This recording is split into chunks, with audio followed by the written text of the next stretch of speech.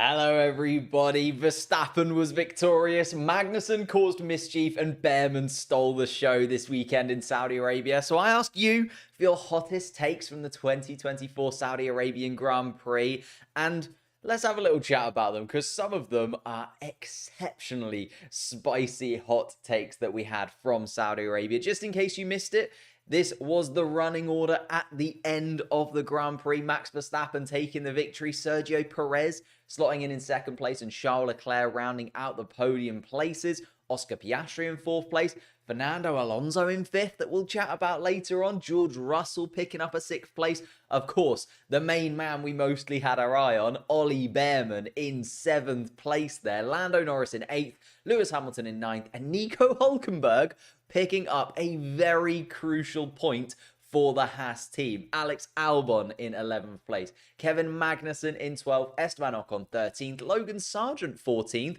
ahead of both RBs. You've got Yuki Tsunoda in 15th, Daniel Ricciardo in 16th, Valtteri Bottas 17th, and Zhou Guanyu the last of the runners. Lance Stroll and Pierre Gasly dropping out of the Grand Prix, and we'll definitely talk about at least one of those two in a lot of detail a little later on. But thank you for joining me. I fell down the stairs. Goodness gracious me, what a first comment to get on the live stream as we kick off into our hot takes. Let's get into it then and discuss, first and foremost, Max Verstappen. Let's get it out of the way, because Alice said Max's pole lap was insane. Total redemption for 2021. And it did all come down to Saturday for Max Verstappen, didn't it? As Alice has just said, that lap was sublime. Actually, it was Friday. I just remembered. We had the race on Saturday. Friday, it all came down to Friday for Max Verstappen. As Alice said, it was absolutely sublime in terms of the lap we saw from Max Verstappen. Nobody could get even close to Max Verstappen's time once he found his rhythm in qualifying. And then come Saturday, it was just too easy for him, you know? Max Verstappen at this point is probably just bored. He got pole position, drove away from the pack, got himself over a second ahead of everybody after the first Grand Prix lap, and therefore wasn't within DRS range of anybody. And whilst other drivers behind were squabbling, we saw Perez and Leclerc battling a little bit, Max Verstappen just drove away. And as I said, he's probably bored because all of these simply lovely victories probably don't have that same adrenaline rush for Max Verstappen as some of the harder fought victories. I think if you look back at Max Verstappen's career, and in 20 years time, if you ask Max Verstappen about his career in Formula One, I think he'll probably be most fond of the 2021 season, those victories where he was toe-to-toe with Lewis Hamilton the whole way through. Whereas if you look at some of the victories in 2023 and the first couple of victories in 2024, they're just a bit boring for Max Verstappen. He hasn't had to do much. And then on top of that, we can talk about Red Bull as a whole. Sergio Perez getting back to that number 2 slot in behind Max Verstappen, narrowly failing to get onto the front row of the grid anyway in qualifying. So it was almost the perfect weekend from Red Bull. They managed to sort that out in the race. Sergio Perez coming in second place. And again, looked fairly comfortable for Sergio Perez overall. Didn't have to do anything too crazy. And I think the word ominous is the only one that I can have right now for Red Bull. It just looks like every single time they get into the car, Max Verstappen in particular, and Sergio Perez so far this year, look unstoppable in terms of their pace. Then, of course, we have to move on. I was going to touch upon Charles Leclerc, but he didn't really do much in the Grand Prix. It was a fairly comfortable third place victory. He didn't have to do anything too dramatic to pick up that third place. I think the main talking point from Ferrari's point of view was first and foremost Carlos Sainz being ruled out of the Grand Prix. I liked this from the final Meowdown. He said the surgeon didn't sing smooth operator to Carlos Sainz as he was waking up, then he'll regret it for the rest of his life. And I feel like that is a great shout, but also, if Carlos Sainz's doctor started singing smooth operator to him when he's just had his appendix out, he's had to miss a Grand Prix because of it, might not be the most happy that Carlos Sainz has ever been. Obviously, ruled out of the Saudi Arabian Grand Prix weekend, did miss the media day in Jeddah, but then was back on Thursday, and we all thought, okay, he's taking part in FP1, taking part in FP2. He'll probably be okay. Like, he might be a bit under the weather, but he'll probably take part in the Grand Prix. Then, come Friday morning, confirmed, Carlos Sainz, all of a sudden, needs to have surgery, needs to have his appendix out, has appendicitis. And we're like, what on earth has just happened here? Ferrari have just lost one of their key players going into this weekend. He has now had the surgery, it has to be said. He was already back in the Ferrari garage come race day. Obviously, he was nowhere near the readiness to get back in the car. Still was recovering from surgery. But I would imagine that he'll be back by Australia. So in a couple of weeks' time, we'll see Carlos Sainz back on the Formula One grid. However, it did give us one incredible storyline in this man here, Ola Bman. Air Burby was going to go for that. Said, what a drive from Bman, though. And it was an absolutely sensational Formula One debut from Ola Bman, in my opinion. The third youngest Formula One driver ever. And he did it in a Ferrari with the huge pressure of Ferrari needing to pick up points. Like, it's not like they can just throw away a point scoring position in these Grand Prix, because it is so close between them, Mercedes, McLaren, Aston Martin even, for those point scoring places. And to be honest with you, I don't think this weekend could have gone much better for Ola Bman. Obviously, finding out that he's going to be hopping into the 2024 Formula One Ferrari car a few hours before the final practice session. He then only got really 45 minutes of practice because Zhou Guanyu brought out the red flag in FP3. And then he was just thrown into a qualifying session where he had to try and qualify in the top 10, had to get himself into a position where he could pick up points in the race the next day. And I just think he was utterly brilliant, and it's fantastic for his future. I mean, okay, yes, he had a little bit of a slow start in the Grand Prix, but you'd kind of expect that. He was starting in 11th place. There was a lot of things going on around him, and I think first and foremost, he just wanted to get through the first couple of corners without any kind of contact with anybody and making sure he was actually still able to take part in the full Grand Prix. And then you could argue, you know, he struggled to get past Yuki Tsunoda, he struggled to get past Nico Hülkenberg, but overall, it didn't really cost him in the long run. You know, you look at the cars in front of him. Okay, he was on the same strategy as Russell in front of him, Alonso in front of him, Piastri in front of him. Are you expecting Ola Bman on his debut to be able to match George Russell, who has been in the Mercedes car for what now, 3 years, has been in Formula One for 6 years at this point, I think now, George Russell. Like, you're getting to that point where, like, actually, he's done the best that he possibly can there, I think. He found a really strong rhythm once he was in a bit of clear air, finally got Nico Hülkenberg out of the way. He did get his moves done on Yuki Tsunoda, Hülkenberg, got into that free air, and it was like, okay, now we can really see the pace of Ola Bman. And he was holding on to the back of George Russell. Like, I think he hovered around kind of 6 seconds behind George Russell to begin with, and then he had to withstand the pressure of being chased down by Lando Norris and Lewis Hamilton on the final 10 laps. So he kicked it into the next gear. Ferrari came on the radio. They said, can you pick up the pace a little bit, close the gap to George Russell in front? And he did. He closed that gap down to 3 seconds, turned up the pace, and that is just so impressive and so mature of him to be able to do that. And surely this is a case for him to be in Formula One properly. I mean, Chris then said, I wonder if we see Bman in Magnuson's seat next year.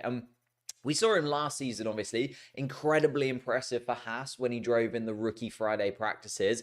And I mean, those drives were part of what earned him this reserve driver role anyway.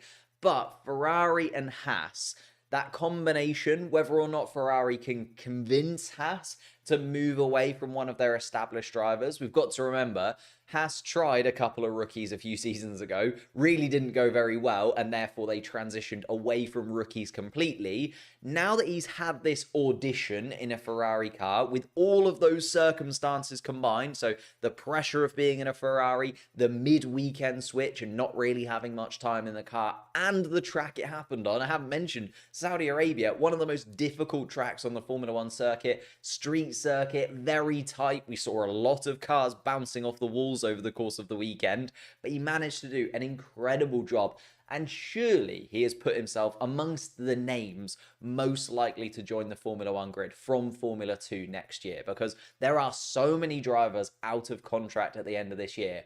I feel like Ferrari just have to try and get him a seat somewhere along the Formula One grid if they are going to then have him as a prospect moving forwards and get him into that Ferrari seat sometime down the line. I know that is a little bit out there, and I do want to kind of caveat this. Neo, I think, said, just calm take from Neo. Let's all calm down on Behrman's hype train. Remember, Albon had appendicitis and was replaced by Nick de Vries, and we were all impressed with him at that time. It's very, very true. Look how that turned out. I think, Neo has got a real point here. He's kind of reeled us in a little bit in terms of our ideas of understanding where this was. And I appreciate, as much as he did incredibly well, it is just a one-off performance. We still need to see more from Ola Bman. He still needs to perform in Formula 2 this year. He still needs to continue his very high standard. He finished winner of Formula 3, then 6th place in Formula 2. I think he has to do better than that this year if the Prema car ever actually starts to deliver in whatsoever. I think the comparison between Nick de Vries is interesting because it's a good comparison in that they both came in for a driver who had appendicitis. Both drivers had to have an appendix out and they managed to score points, and that's kind of where the comparisons end for me, because I think Nick de Vries is a very different case study, was already an established name in motorsport, had won Formula 2, had won Formula E, had been around Formula 1 for so long. Like, you got to remember, Nick de Vries had driven the Aston Martin, the Williams, the Mercedes. Like, he had gone around the grid quite a lot, had Nick de Vries. Whereas Ollie, he's in that seat. He's gone into the Haas for a couple of free practice sessions last year. Okay, he's done a few drive in old Formula 1 Ferrari cars over the winter as well. But I think if Ollie came into Formula 1, he'd be afforded quite a bit more time than Nick de Vries was given. Almost a bit like we saw with Oscar Piastri last year. Oscar Piastri, if you look at it in terms of the points, was quite a way off Lando Norris. But we're still very positive about the future for Oscar Piastri at McLaren and how he's going to do moving forwards. He is only 18, Ola Bman. I feel like we've got to give him a little bit of time. Maybe with the new team principal at Haas would be a better prospect. Yeah, that's a great point, Mr. Poles, to be honest with you. Obviously, Gunther Steiner was the one who made that transition. Gunther Steiner kind of fell back on drivers he already knew, right? Got Kevin Magnuson back, for instance, and I think there was already a very good relationship between Steiner and Kevin Magnuson from the past. And then he also brought in Nico Hülkenberg, who has been absolutely sublime. And I feel like we should transition on to Haas from that point of view, because if it's Kevin Magnuson he's going to be replacing, well, Antonio David says Kevin Magnuson is the new Minister of Defense, possibly displacing Sergio Perez from that position. And for a time, it looked like he was chasing Ocon's record of penalties. A great display of team play, though, for P10. And, okay, I want to kind of talk about this from two perspectives, because I've seen a lot of praise for Kevin Magnuson after this performance. And I understand it, okay? Without Kevin Magnuson's amazing defending, it was phenomenal defending from Kevin Magnuson, Haas wouldn't have been able to score that point. And that point is potentially absolutely vital, not only to Nico Hülkenberg, but to Haas as a team. It puts them 6th in the constructor standings, and points are going to be very far between, like few and far between for those teams right at the back of the pack this year. He deserves credit for making that work and for being an incredible team player and doing that for his teammate, backing up everybody more than enough to create the perfect gap for Nico Hülkenberg. And all Nico Hülkenberg had to do was just make sure he finished the Grand Prix at that point, because Kevin Magnuson could have backed up that pack for another few laps if Hülkenberg needed it. But can we caveat that with the downside of this performance was that he was in a position to sacrifice his entire race because he wrecked it himself. Like, if he hadn't ruined his entire race at the beginning, then he wouldn't have been in a position to sacrifice his entire race for basically no cost to the team. We have to remember, it probably should have been Kevin Magnuson that was getting that point for the team. Like, it looked like he'd blown the opportunity for the team to score points by smashing into Alex Albon and then picking up a second penalty for passing Yuki Tsunoda illegally at turn 4. So it was like, okay, Kevin Magnussen was on for a point here, then he ruined it, and then he saved the day and got Haas that point once again. And if we look at it, it was down to his own errors that he isn't the Haas driver possibly picking up a point from this weekend because of that double 10-second penalty. And both of them were definitely his fault in every way whatsoever. And I don't know, it also crazy, a little bit of an aside, absolutely mental that he picked up those 2 10-second penalties. And it is a madness to me to think that Kevin Magnussen, with all of those penalties, only lost 1 place. I don't know if anybody else noticed this, but I thought it was like a quirk in the graphics. I was like, why has he only dropped down 1 position? Surely he drops down more. But because he held everybody up so well, the rest of the field up to Alex Albon got lapped by Max Verstappen.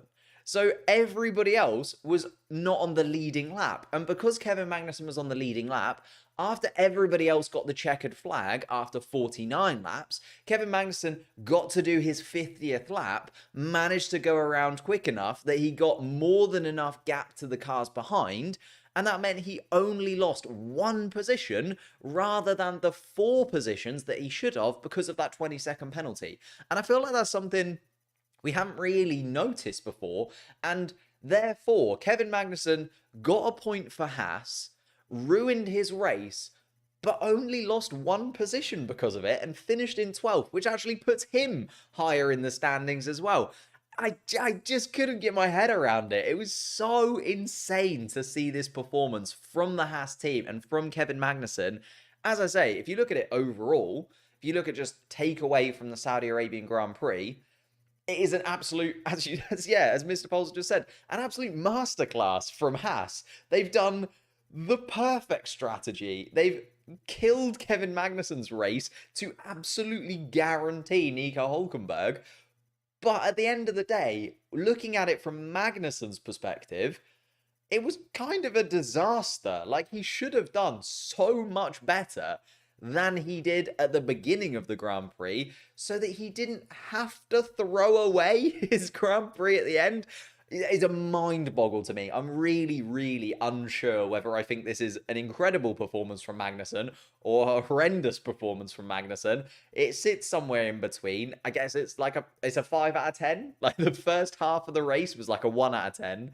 The second half of the race was a 10 out of 10. He got the point for Haas. Oh, it's just chaos for Haas at this moment in time. Whether or not we'll see Ola Bman take a seat in the Haas car looks more likely he'll take the Kevin Magnussen seat.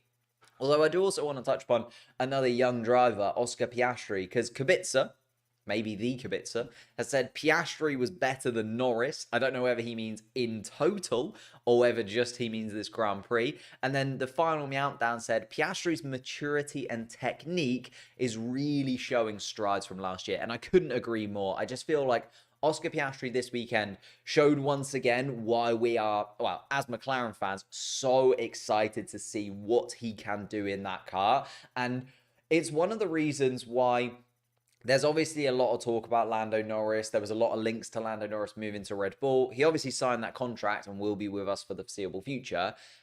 But I'm not like horrendously worried about if Lando Norris moves on, because I do think Oscar Piastri is just gonna keep getting better and better and will eventually be able to kind of take that talismanic role as the team number 1 if we need him to. And even in this weekend, out-qualified Lando Norris. Okay, Lando Norris, again, wasn't as quick in qualifying as you'd expect him to be. And then, because he out-qualified Lando Norris, he got the opportunity to have the better strategy and finished that kind of best of the rest slot, because the Ferraris and the Red Bulls, for me, at this point in the season, are looking like the 2 quickest cars by a considerable margin. I think the Red Bull is by far and away the fastest. I think Ferrari is second fastest by a good chunk as well. Like we saw Carlos Sainz pick up a podium last time around. Would have been Charles Leclerc had it not been for his brakes issues. And then Charles Leclerc pick up the podium this time around. I feel like Ferrari are that second best. But Oscar Piastri here, finishing in 4th place, is a real statement finish. And I guess we can also talk about Lando Norris in all of this, because Nathan said Lando was lucky not to be penalised for the obvious jump start. And I feel like that's one thing he got away with. I think there were a couple of little incidents in Saudi Arabia that on another day would have been treated a lot more harshly for Lando Norris. I mean, the first one was the jump start that Nathan has talked about here. Okay, he did jump the start, but then stopped again. And you could argue that it actually cost him overall. Like, his start looked terrible because he jumped, stopped, and then started again. And that's why I think the stewards kind of didn't do anything about it, because he didn't gain anything. He didn't lose anything in the end either. Just kind of averaged out as a normal start for Lando Norris because of how he did it.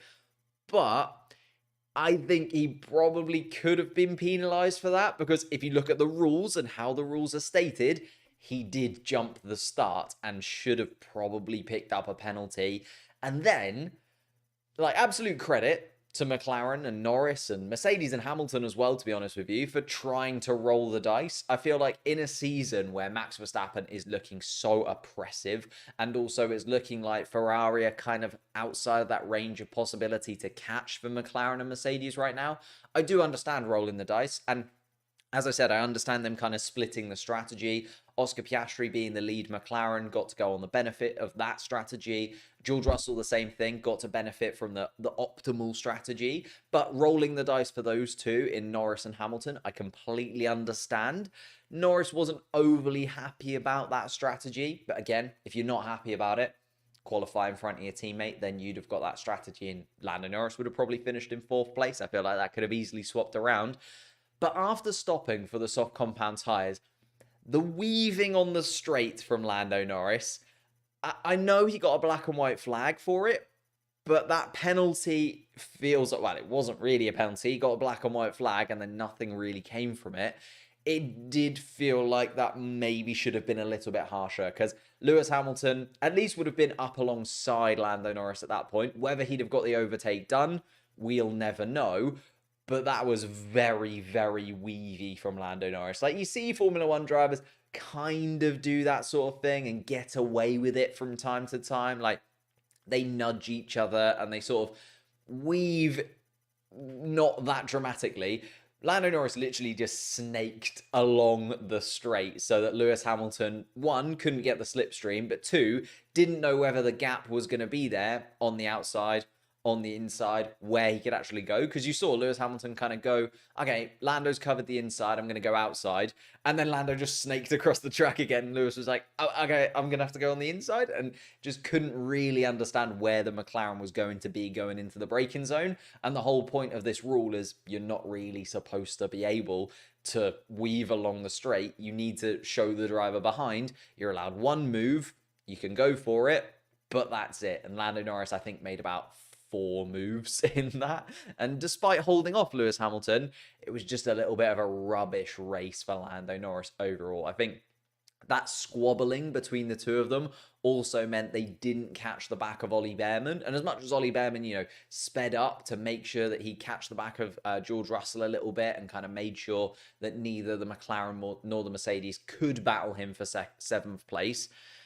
On another day, Lando probably should have caught Bman. Hamilton probably should have caught Bman with the tyres that they were on and with the strategy that they had, and so on and so forth.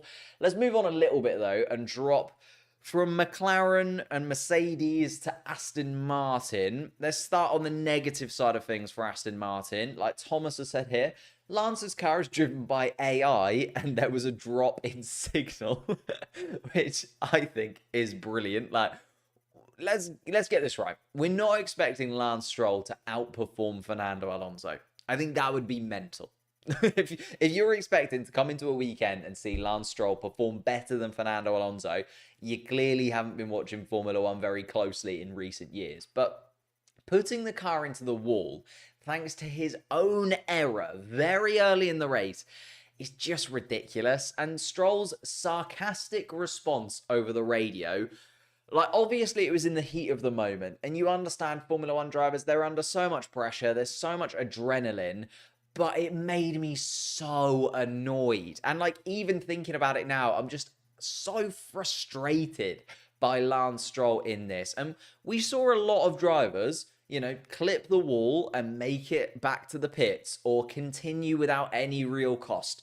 Over the course of the whole weekend, we saw lots of drivers clip walls here and there. But, and that's why, right? After that, seeing loads of drivers clip walls here and there, his engineer, who clearly hasn't seen the incident, asks Lance Stroll a fair question. Can you get it back to the pits? Do you need help? Can we sort it out? So lashing out in that mocking tone for something that he did, like, you can't whine over the radio about the car being broken if you're the driver that smashed it into the wall. Like, fair enough, if he'd have been wiped out by somebody else, you can have a little moan over the radio. But if you're the guy that smashed it into the barriers, you can't come on the radio and be sarcastic. You can't come on the radio and be like, what? It's in the wall. I've crashed the car, so clearly I can't get it back into the bits. No, you're to blame for that. You got to take it. You've got to take that blame. And it's so annoying. I was full of praise for Lance Stroll in Bahrain. I thought maybe 2024 will be the year that I change my mind about Lance Stroll. I was very positive about him at the beginning of 2023. I give all the drivers, or I try to at least, give them a clean slate coming into a brand new season. And I was very impressed with him in Bahrain. I thought driving from the back of the pack, getting that point in 10th place, was very impressive. Now, that's all gone. I'm back on the Lance Stroll out team again. Just get him out of Formula 1. He's not good enough. Put him in WEC or something. Like, just so annoyed by Lance Stroll this weekend. Yep, I think SHT has absolutely nailed it. Put him in the Valkyrie hypercars in WEC. Just get him out. Get him out. Stick him in an Aston Martin somewhere else. My goodness me. Let's talk about the positives from Aston Martin, though. Fernando Alonso, Antonio David, I should say, member of the channel. Absolute legend. Alonso, in no man's land, went off the radar with a solid P5. I don't think he went off the radar. I think he wasn't shown very much during the race because, similar to a lot of those guys at the front, Oscar Piastri was only really shown when he was battling with Lewis Hamilton. Didn't mention that with Oscar. Maybe should have got past Lewis Hamilton. Would have liked to seen him get that overtake done. That would have been a big step for Oscar moving forwards, but still finished in 4th place. I think Fernando Alonso, similarly, was just doing so well. You look at, we didn't see Verstappen, we didn't really see Perez, we didn't see Leclerc, we didn't really see Oscar that much towards the end, we didn't see Russell, and we didn't see Alonso on the coverage because they were all just driving their own race all by themselves and locking in that position. And Fernando Alonso is once again just outperforming his car at Aston Martin. He qualified amazingly in both races this year, actually. It was another mega lap from Fernando Alonso to haul that AMR 24 into the second row of the grid in Jeddah. I was stunned that he was so quick in qualifying, but he did that in Bahrain. He kind of out-qualified where the car should have been and fell backwards. And I was kind of expecting the same thing in Saudi Arabia. I was expecting Fernando Alonso to kind of drop behind the McLarens, drop behind the Mercedes, maybe even Ola Bman as well in the Ferrari, and sort of end up best of the rest, that top 5 driver, or that top 5 teams, 9th, 10th place for Aston Martin is where I'm expecting them to be. But no, he was absolutely amazing. And this weekend is really encouraging for Fernando Alonso and the performance that he was able to get out of that Aston Martin car. Okay, he lost a place to Oscar Piastri and had a little brush with the wall. We almost saw both Aston Martins come victim to the walls in Saudi Arabia, but managed to hold on to it. And I think Alonso can take a lot of huge positives from finishing ahead of Russell, of Behrman, of Hamilton, of Norris. Okay, 2 of those were on a strategy, 1 of those is a rookie. But at the same time, he was able to finish ahead of George Russell. Let's just say George Russell, as the case study, was able to finish comfortably ahead of George Russell in a Mercedes, and maybe is just showing that in the right circumstances, he can still outperform the Mercedes car this year and get that Aston Martin into a really solid position. Again, though, in the Constructors' Championship, it's looking like 5th place is basically guaranteed, not necessarily because of Fernando Alonso's performances, but we're probably looking at the Canadian side of the garage once again.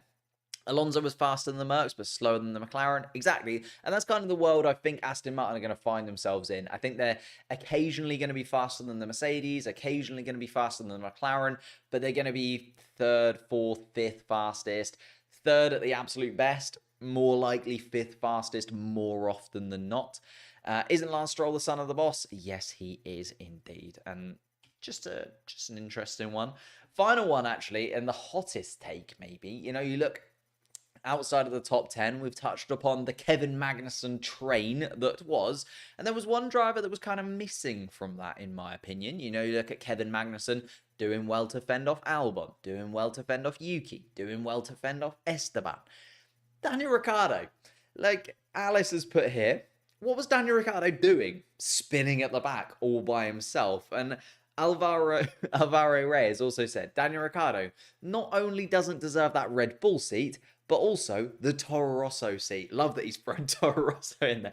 Not committing to RB like we're supposed to. Going straight in for Toro Rosso. And let's face it, Daniel Ricciardo is only in the RB seat this year because he wants to go back into the Red Bull and be Max Verstappen's teammate once again.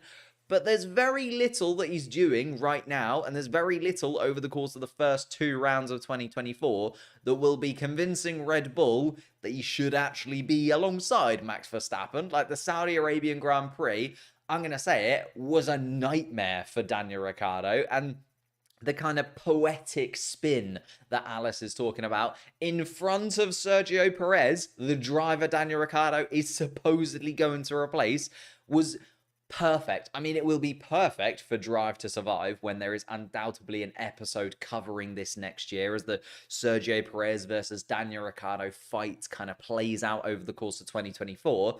If Daniel Ricciardo doesn't get that Red Bull seat, that spin in front of Sergio Perez will definitely be shown quite a few times. But Perez did an almost perfect job. You know, quickly got past Charles Leclerc, finished in second place comfortably behind Verstappen, did exactly what Red Bull want him to do. And okay, 2023 was a bit of a disaster for Sergio Perez. Still managed to finish second. They still won the Constructors' Championship. If he does that again this year, maybe a little bit more comfortably, why would Red Bull actually want to replace Sergio Perez? Maybe he does good enough to actually get himself that seat. And Daniel Ricciardo isn't doing anything, in my opinion right now, that justifies him going into that Red Bull slot. Like, Daniel Ricciardo is really slow at the minute. He's actually miles behind Yuki Tsunoda, I would say, in terms of performances right now. Yuki Tsunoda's outperforming him in qualifying. He only got past Yuki Tsunoda in Bahrain because of team orders, and that was controversial. Yuki Tsunoda was not happy about it. So I don't know if you can justify putting Daniel Ricciardo into the Red Bull when Sergio Perez is doing really well, when Yuki Tsunoda is outperforming Daniel Ricciardo, and of the kind of 4 drivers, you know, Verstappen, Perez, Tsunoda, Ricciardo, you could even throw Lawson in there. I feel like Lawson was better in his 5 races than Daniel Ricciardo is being right now. I don't know if you can justify chucking Daniel Ricciardo right into that seat. And I went out on a limb at the beginning of the season. I said in my predictions, I think Yuki Tsunoda will finish above Daniel Ricciardo this year. And so far, I'm pretty happy with my choice. Obviously, there's still a long way to go. There's 22 races. Daniel Ricciardo will kind of get into a bit more of a rhythm in that RB car. But at this moment in time, if there's an RB driver that I'm expecting to pick up points anytime soon, it's Yuki Tsunoda. I feel quite disappointed with RB. Their pace has been really poor. Yeah, that is very true. I don't think they are anywhere near as high up as we were expecting them to be. Like, I think we were maybe a little bit optimistic, although they were showing really good signs of progress towards the end of last year. They brought that floor upgrade for the final sort of 4-5 rounds of the season, and they looked incredible. Like, you look back at Mexico, for instance, and Daniel Ricciardo was flying. Yuki Tsunoda also should have picked up points in Mexico, other than the little clash with Oscar Piastri that was his fault. So you're looking at that and you're thinking, oh, AlphaTauri are doing incredibly well at the end of 2023. We thought they'd maybe carry a bit of that momentum into 2024.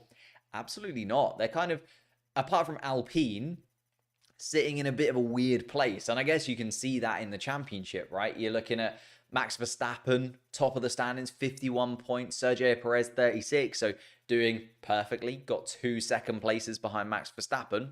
understandably. Then you look at Daniel Ricciardo, 16th place, Yuki Tsunoda, 18th place, and you look at the guys in front of them. Albon's there, Joe's there, Magnuson's there, and you're like, okay, it's starting to get a little bit pressurized in RB to actually put in some performances, because in a 21 driver standings we now have, Ola Bman on 6 points. If you look at that, Hülkenberg, Albon, Joe, Magnuson, all of those guys, I'm not sure they're going to be able to catch Ola Bman until very late on towards the end of the season, unless there is a crazy race where one of them can pick up like a 4th, 5th place out of absolutely nowhere.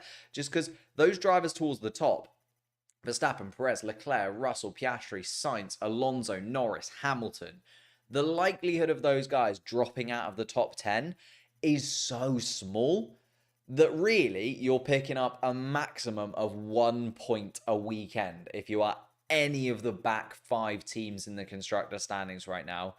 And that is just going to be so tense. That's why I think that point from Nico Hülkenberg that puts him 11th in the standings is so big, because if you look at the constructors, Haas now have a point. I think it's going to be quite a few races until Williams, Sauber, RB, Alpine are able to pick up any more than 1 point, let alone 2 points. 2 points would be absolutely mental for those teams towards the back of the pack, because those top 5 teams are a top 5. Like, they are way further ahead than the bottom 5 teams. We have a real separation in the grid right now, and because the points only go down to 10th place, it's going to be almost impossible for those teams towards the back of the pack to pick up points. Whereas Red Bull are almost on 100 points, Ferrari are almost on 50, McLaren are almost on 30, Mercedes the same, almost on 30. I don't think Haas will get anywhere close to 20 points over the course of this season, if I'm honest. And the same for all of those teams at the back. I feel like Aston Martin, another points finish where they get up to about 20, 25 points, it's done. Like, that's the top 5 is sorted, and then the bottom 5 is just going to be battling for those tiny, tiny points margins wherever they can.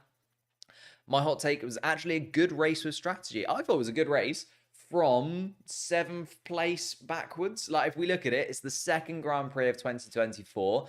It's over and done with. 22 races to go, and I really enjoyed it.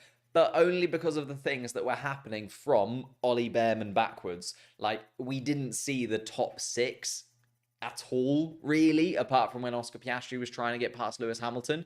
We didn't really see the top 6 on the stream because they were so far ahead of everybody else. Ola Bman was there, doing a really good job. We obviously sort of saw him quite a bit because it was his rookie debut race and he did an exceptional job. We saw Lando Norris and Lewis Hamilton a bit because they were on the alternate strategy. But then the majority of the race, we were watching Kevin Magnuson, Alex Albon, Yuki Tsunoda, Esteban Ocon. Like, we were watching 12th place backwards for the majority of the Grand Prix. So it would be nice if there was just a little bit more going on at the front. It was a good race, but I would like to see maybe a battle for 5th would be nice, like, at the absolute one. Like, it's just a little bit of a weird one. Like, a McLaren-style upgrade for everybody, apart from Red Bull, would not go amiss. You know what I mean? Like, you know how McLaren kind of jumped into the top 10 and kind of made it a little bit more exciting post-Austria? I feel like everyone could do with that. Everyone could do with a bit of a performance upgrade where they're all in the same boat. They're all very, very close to one another. And the field is very close. It's just apart from that separation between the top 5 and the bottom 5. Like, that is a real separation. And even Alpine, you could say, are miles off the back of that bottom 5 overall. Because, yeah, it's just a bit crazy. Because of Bman, Gasly is now P21 in the driver standings. I feel like that will change. Alpine, I've got a video coming up on Alpine, so make sure you subscribe for that. But I do feel like it will change at least a little bit for Alpine over the course of the season. Like, I don't feel like they're going to be 20th, 21st for the entirety of it. I feel like it will come together. There's a few things that do point in the right direction. Gasly moved on from Red Bull program to join Alpine just to experience the downfall after 1 year of the team. Can't catch a break. Yeah, you've got